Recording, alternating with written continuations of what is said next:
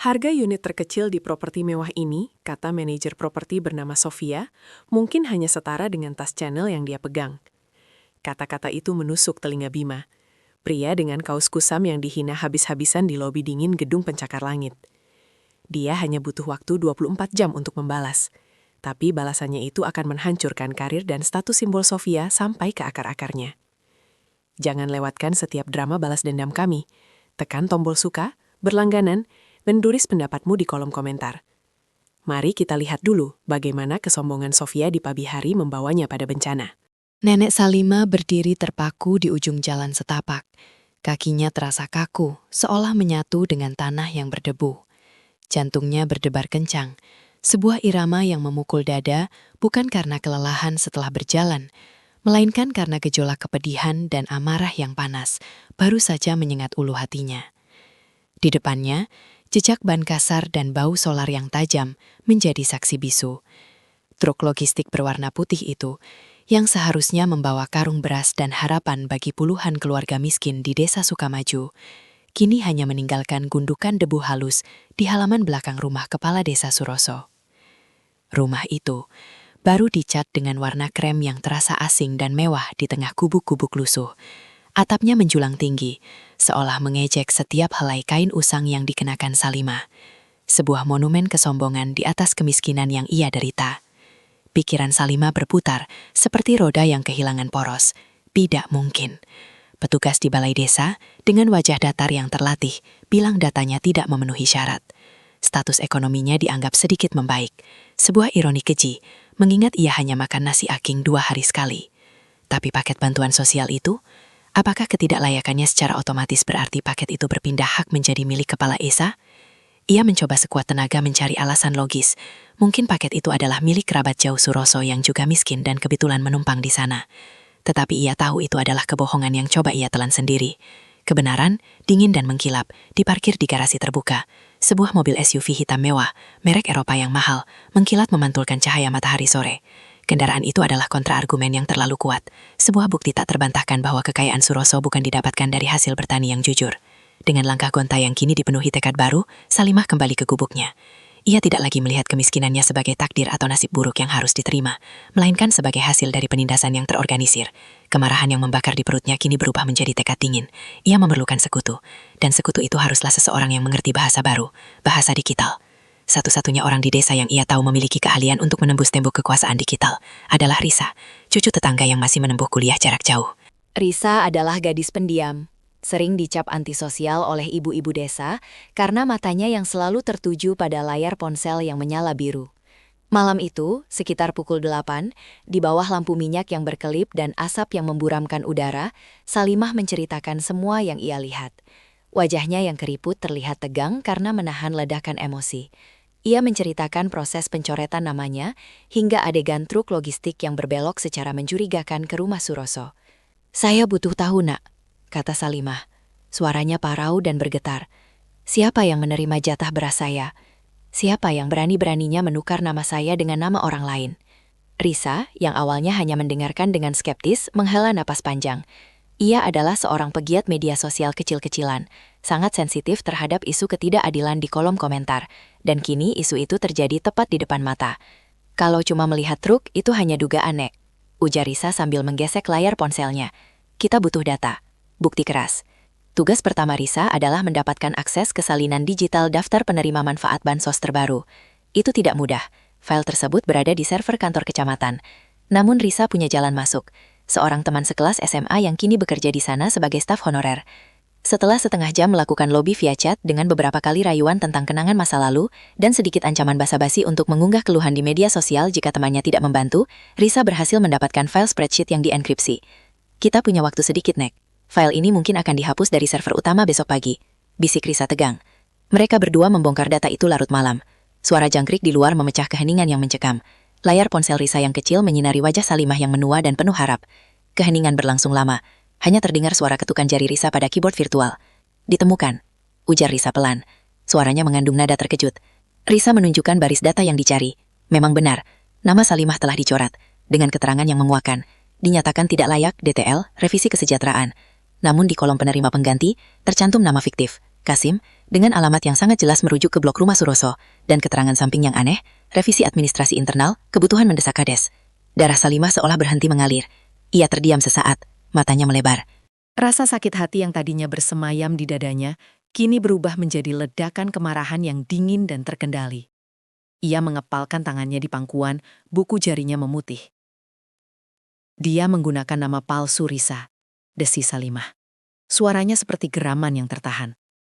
Dia menipu kami semua. Dia menipu negara.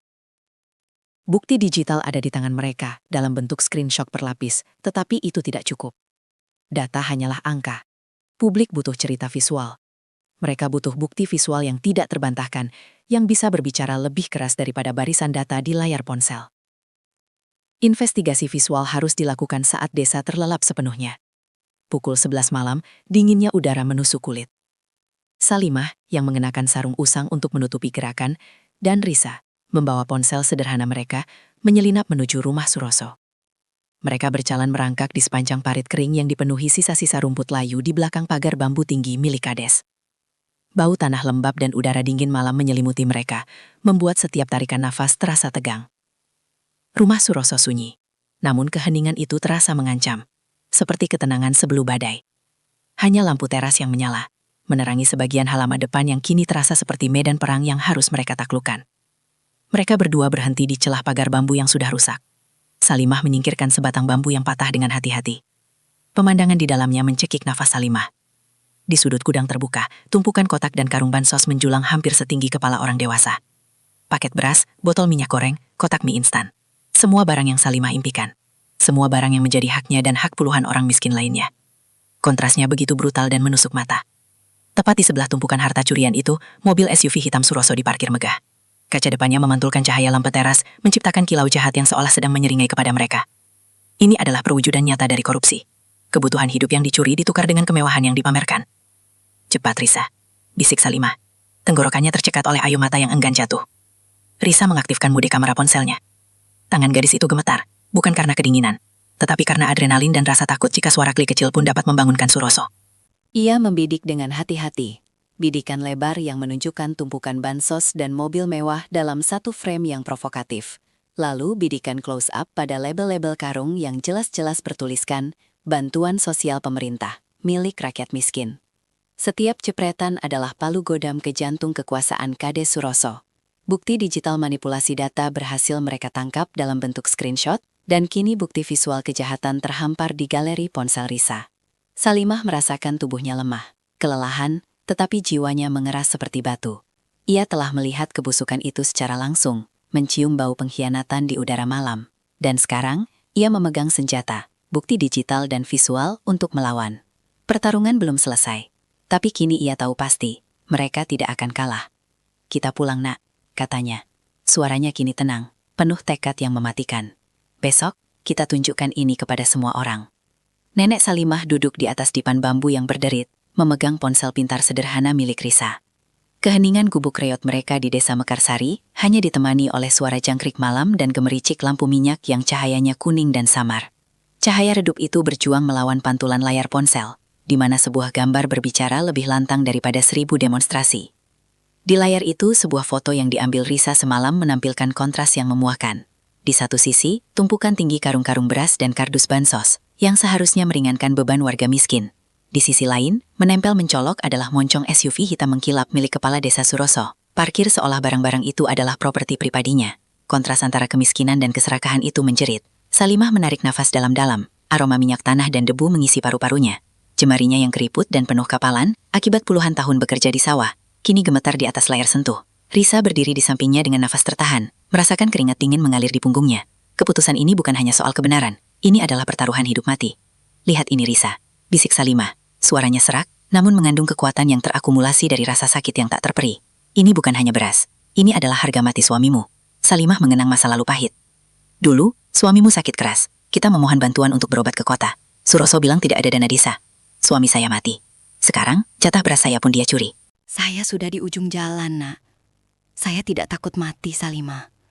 Saya lebih takut mati kelaparan, sambil melihat kebusukan ini terus subur di depan mata. Risa menelan ludah, menatap mata tua Salimah yang biasanya teduh. namun kini memancarkan api perlawanan yang dingin dan mantap. Risa merasakan ketakutan yang mencekik. Ia tahu betapa licinnya Kades Suroso. Jaring-jaring kekuasaannya, mulai dari polisi sektor hingga jaksa di ibu kota kabupaten, terasa seperti dinding beton yang tak tertembus. "Nek, tolong pikirkan lagi. Ini bisa jadi masalah besar," ujar Risa. Suaranya sedikit pecah. Ia berusaha meyakinkan dirinya sendiri dan Salimah. Mereka punya UU ITE. Kita bisa dituduh mencemarkan nama baik kepala desa. Bahkan jika kita benar, pengadilan akan memihak dia.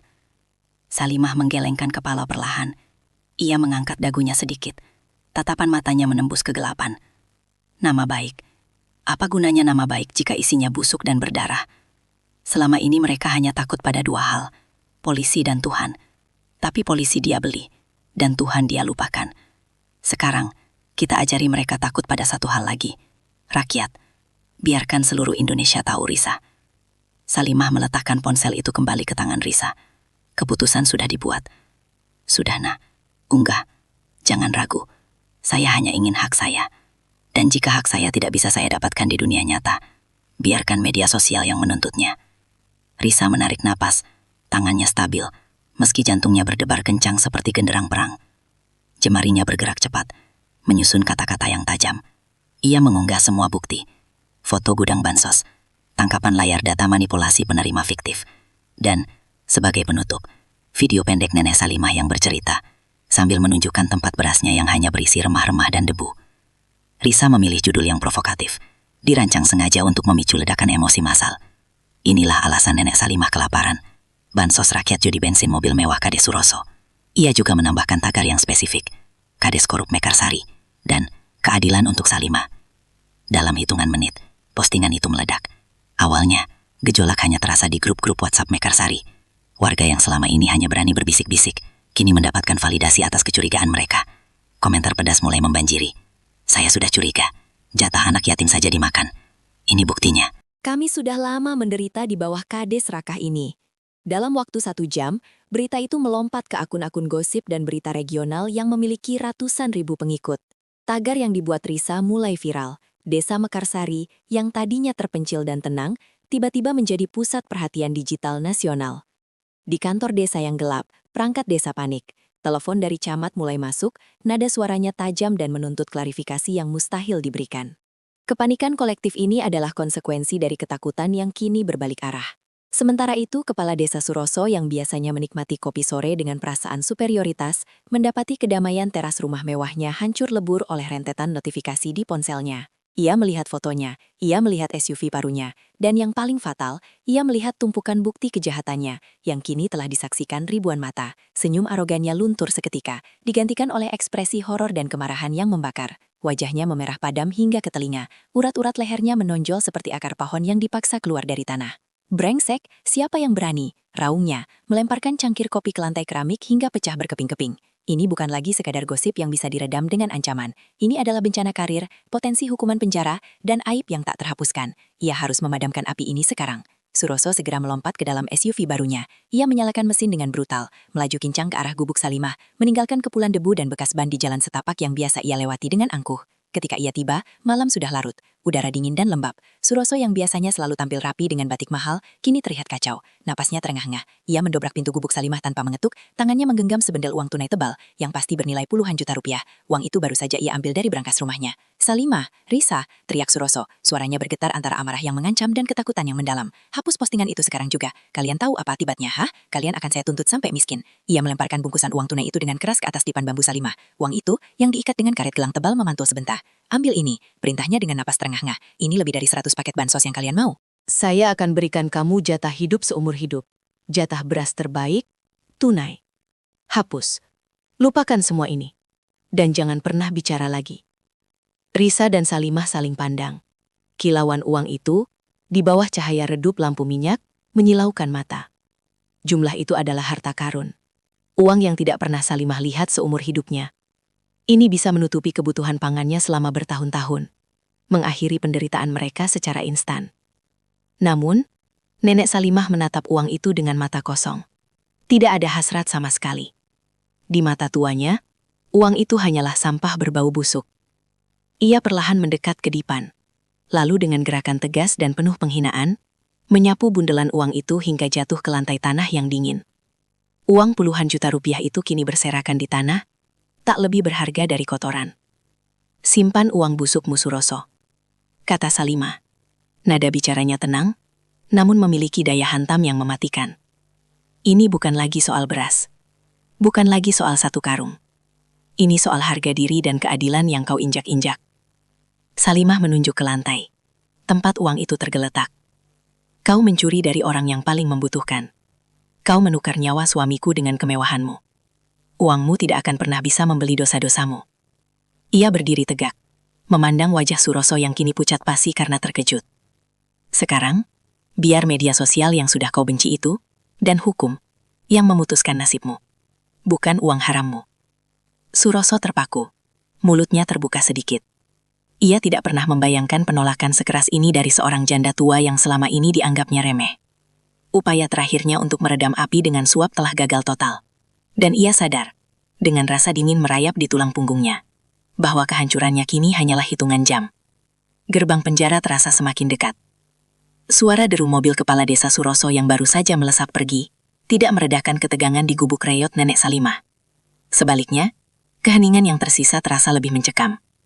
Suroso telah pergi, tetapi amarahnya tertinggal seperti bau mesiu. Di dalam rumahnya yang kini kosong, Suroso duduk terdiam di sofa kulit mahal. Ponselnya bergetar tanpa henti. Notifikasi di layar. Semuanya menayangkan wajahnya, rumahnya, dan tumpukan dus bansos yang kini menjadi simbol kejahatan di seluruh jagat maya. Ia telah gagal membungkam Salimah dengan puluhan juta uang haram. Dan kini, ia menyadari, harga kegagalannya jauh lebih mahal dari yang ia bayangkan. Kegaduhan pertama datang saat fajar menyingsing. Bukan dari ayam berkokok, melainkan dari deru mesin kendaraan asing. Jalanan desa Mekarsari yang biasanya tenang, mendadak dipenuhi mobil-mobil berlogo stasiun TV swasta, kamera-kamera berukuran besar, dan mikrofon berbusa yang menyalak. Wartawan yang mencium bau busuk korupsi berskala nasional menyerbu pusat desa. Mereka tidak tertarik pada balai desa. Fokus mereka langsung tertuju pada dua titik kontras, gubuk Nenek Salimah yang kecil dan rumah Kades Suroso yang seperti benteng. Suroso mencoba mengunci diri. Ia memerintahkan istrinya untuk mengatakan ia sedang dinas luar kota, tetapi sia-sia, kerumunan media sudah mengepung. Tak lama kemudian, rombongan mobil hitam yang lebih serius tiba, bukan media, melainkan tim investigasi dari Inspektorat Jenderal didampingi beberapa personel kepolisian berseragam. Mereka bergerak cepat, profesional, dan tanpa kompromi. Dalam hitungan menit, surat perintah penggeledahan dan penyitaan dikibarkan. Penyelidikan berjalan sangat singkat karena bukti yang diunggah Risa di media sosial terlalu akurat. Data manipulasi digital yang sudah di-screenshot diperkuat dengan kesaksian para tetangga yang selama ini takut bersuara, mengunci nasib Suroso. Ketika tim inspektorat memasuki gudang belakang, mereka menemukan apa yang sudah dilihat Salimah. Ratusan paket sembako yang seharusnya didistribusikan kepada warga miskin, kini menumpuk rapi di samping mobil SUV hitam mengkilap Suroso, lambang keserakahan yang ironis dan tak terbantahkan. Mobil mewah itu, yang baru beberapa minggu dipamerkan, kini disita sebagai barang bukti. Pemandangan Suroso diborgol dan digiring keluar rumahnya menjadi klimaks dramatis bagi seluruh desa. Warga berkerumun, sebagian besar menonton dalam diam terkejut, namun banyak pula yang bersorak lega. Pria yang selama ini ditakuti dan disembah karena kekuasaannya, kini hanya seorang laki-laki yang kalah, dengan wajah pucat dan mata penuh penyesalan yang terlambat. Ia dicopot dari jabatannya di tempat. Keadilan yang disuarakan melalui ponsel sederhana Nenek Salimah, kini menemukan bentuknya di dunia nyata. Di sisi lain desa, Salimah menerima banyak tamu. Bukan lagi petugas bansos yang mencoret namanya, melainkan pejabat pemerintah daerah yang datang dengan wajah penuh rasa bersalah. Mereka secara resmi meminta maaf atas kelalaian sistem, menjamin semua haknya dikembalikan, dan bahkan menawarkan bantuan kesehatan dan kebutuhan pangan berlipat ganda sebagai kompensasi. Dapur Salimah yang tadinya kosong melompong, kini penuh dengan bahan makanan yang tidak hanya berasal dari pemerintah, tetapi juga sumbangan tulus dari seluruh warga Indonesia yang tergerak oleh ceritanya. Ia, si janda lugu yang dulunya diremehkan, kini menjadi pahlawan tak terduga. Namun kemenangan ini tidak datang tanpa bayaran. Meskipun Suroso diproses hukum dan mendapatkan hukuman setimpal, desa Mekarsari tidak segera damai. Kelompok kecil pendukung setia Suroso, yang merasa terancam keuntungannya hilang atau sekadar tidak terima pemimpinnya dipermalukan oleh seorang nenek tua, mulai menunjukkan permusuhan. Tatapan sinis, bisikan tajam dan sesekali ancaman terselubung dilemparkan ke arah Salimah. Malam-malam yang dilalui Salimah tidak lagi diisi rasa lapar, tetapi dengan kekhawatiran baru akan dendam. Ia mendapatkan kembali beras dan martabatnya, tetapi harga sebuah keadilan ternyata adalah ketenangan dan keamanan. Salimah tahu perjuangannya benar, tetapi saat ia menutup pintu gubuknya, ia tidak bisa mengusir pikiran bahwa keadilan yang ia perjuangkan ini adalah pedang bermata dua. Ia tidur dengan perut kenyang, namun dengan hati yang dihinggapi ketakutan bahwa badai sesungguhnya baru saja dimulai.